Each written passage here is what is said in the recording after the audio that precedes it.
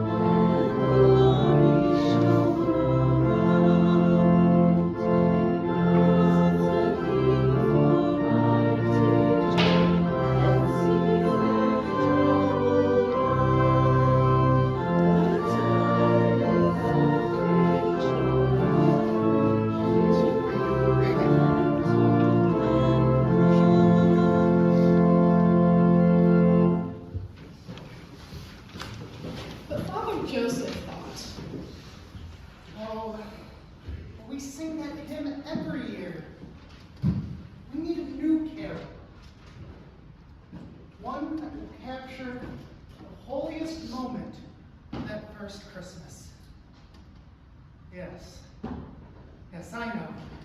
I'll have our organist write a tune for one of these beautiful poems. And Father Joseph, totally unaware of the storm outside his window, was leafing through the poems that he had collected from all around the world, when suddenly he heard a knock at the door. Excuse me, Father Joseph. My wife and baby are cold at night, and we have no place to rest. People in town say you are kind and will help us. Just till the rain stops. Yes, please, sit by the fire and say one, but please do excuse me. I must prepare for my Christmas Eve service and... Of course. Thank you, Father Joseph. Let's see.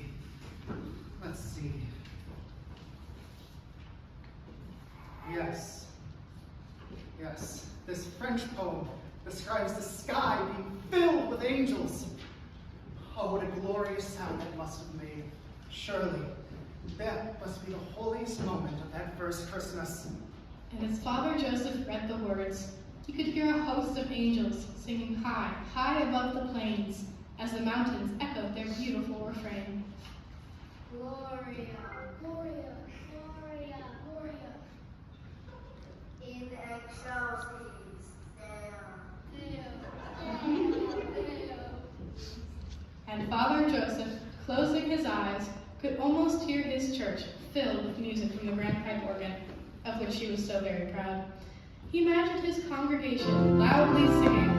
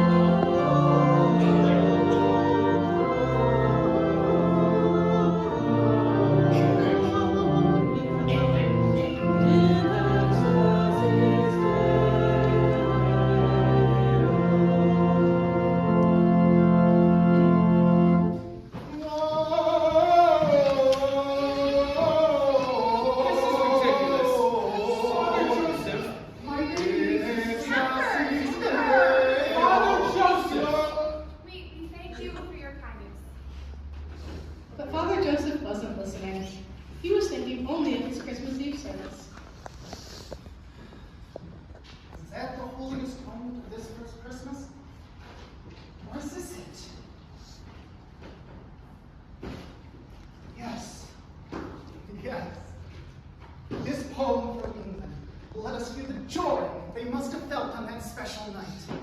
And as Father Joseph read and reread this poem, he imagined the excitement that Christ's birth brought to his people. Joy to the world! Joy to the world! The Lord has come! Joy to the world! The Lord has come! Joy to the world! Joy to the world! And as Father Joseph closed his eyes, he could almost hear his church filled with music from the grand pipe organ, of which he was so very proud. And he imagined his congregation loudly singing,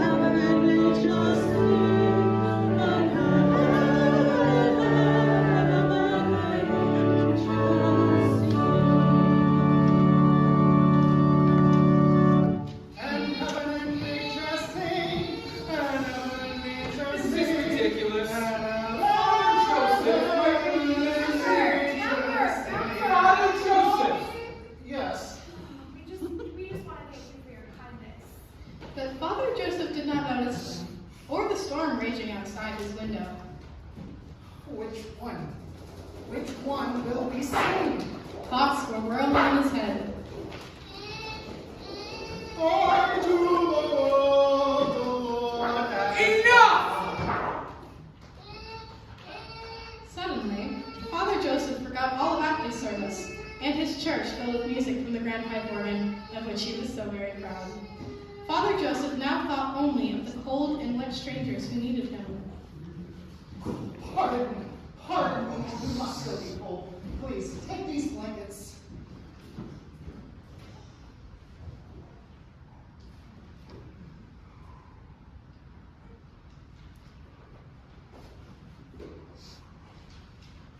Oh, you need more light.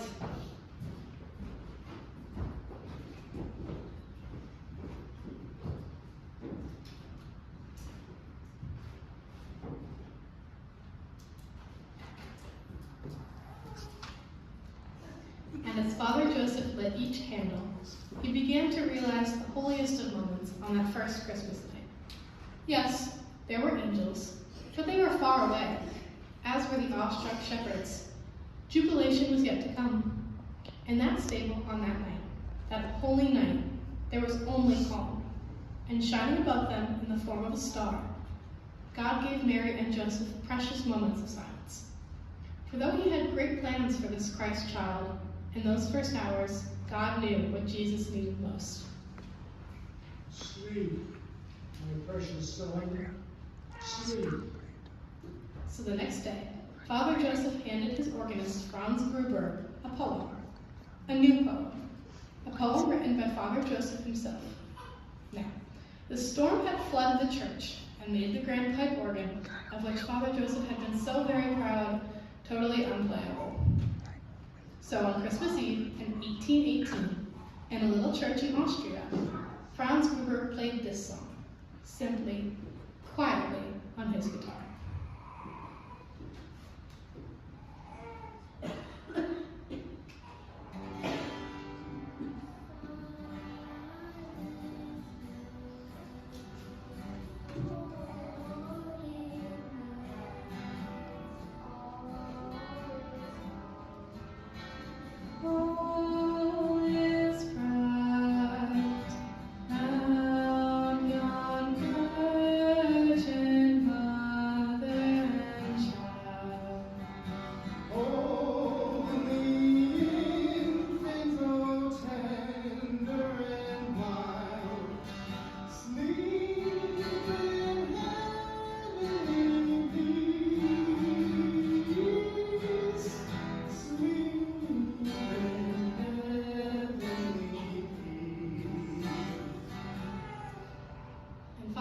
Joseph was happy, for he realized music did not need to fill his church.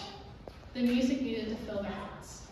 So he stood in his pulpit and invited his congregation to sing, oh so softly, a new carol, a carol that describes what was truly the holiest moment of all.